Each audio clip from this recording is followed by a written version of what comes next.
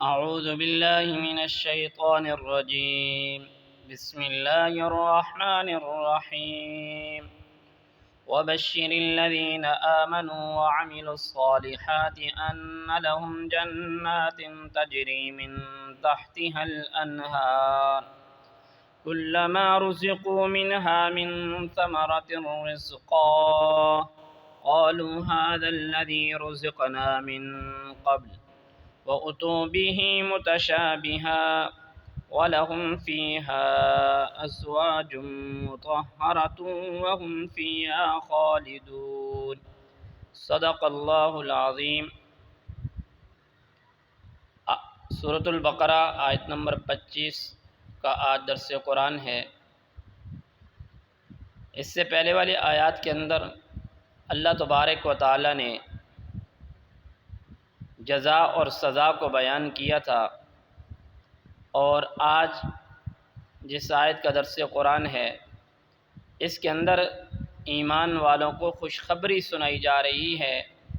پہلے عذاب کا بیان تھا، اور آج جو بیان ہے وہ جنت کے عجیب اور غریب اور حسین و جمیل نعمتوں کا ذکر ہے کہ اللہ تبارک و تعالی جنت کے اندر مسلمانوں کو، مؤمنین کو کیا کیا اپنی نعمتوں سے نوازیں گے. ان میں پھلوں کا تذکرہ اور جنت کی حوروں کا ذکر موجود ہے. فرمایا وَبَشِّرِ الَّذِينَ آمَنُوا وَعَمِلُوا الصَّالِحَاتِ، اور خوشخبری سنائیں آپ ایمان والوں کو اور ان لوگوں کو جو آپ خوشخبری سنائیں ایمان والوں کو وَعَمِلُوا الصَّالِحَاتِ، اور جو اچھے کام کرتے ہیں. ایمان لانے کے بعد اعمال صالحہ کرنا ضروری ہے، یعنی جو ایمان لائے اور انہوں نے اعمال صالحہ کیے تو آگے فرمایا ان لہم جنات تجری من تحتها الانہار، تو بے شک ان کے لیے جنت میں ایسے باغ ہوں گے کہ جن کے نیچے نہریں بہتی ہوں گی. کلما رزقوا منها من ثمرۃ رزقا، جب ملے گا ان کو وہاں کا کوئی پھل کھانے کو. قالوا هذا الذي رزقنا من قبل، تو اہل جنت کہیں گے یہ تو وہ پھل ہے جو اس سے پہلے بھی ہمیں دنیا میں دیا گیا ہے.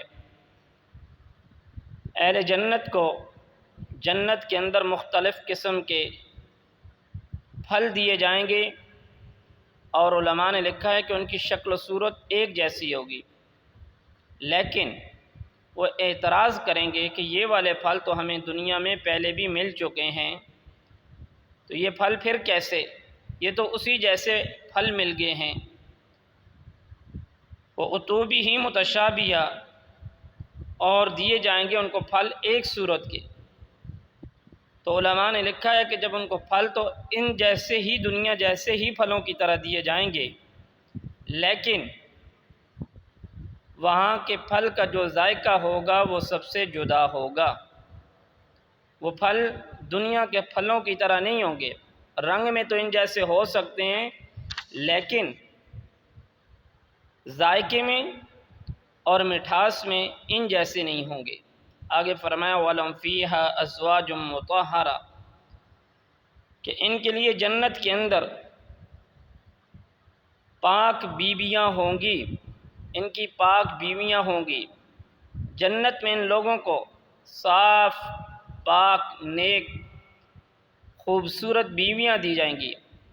وہ دنیا کی بیویوں کی طرح نہیں جو ظاہری اخلاقی گندگیوں سے بالکل پاک ہوں گی.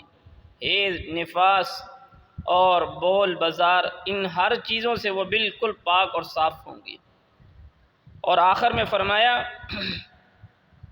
کہ دنیا کی نعمتیں یہ تو آنی جانے والی چیزیں ہیں، اور وَهُمْ فِيهَا خَالِدُونَ، اور یہ اس میں ہمیشہ رہیں گے.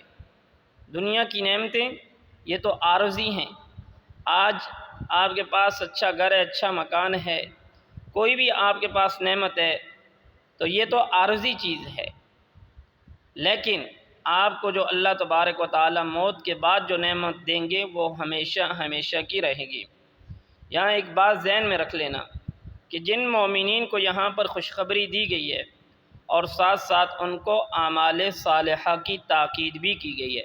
یعنی انسان کو جنت تو ایمان لانے کے ساتھ بھی ملے گی، لیکن یہ ان لوگوں کے لیے ہے۔ اس آیت کے مصداق وہ لوگ ہیں جو ایمان بھی لاتے ہیں اور اعمال صالحہ بھی کرتے ہیں۔